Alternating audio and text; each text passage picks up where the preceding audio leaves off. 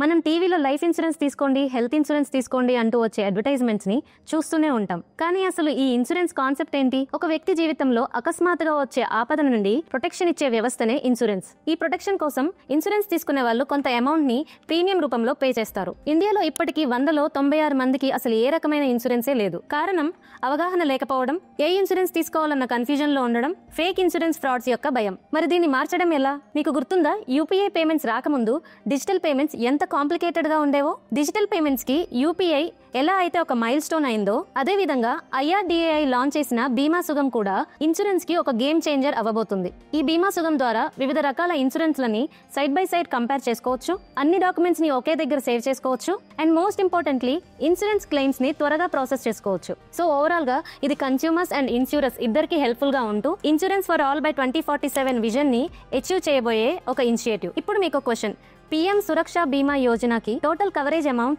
And age eligibility ఎంతో comment చేయండి.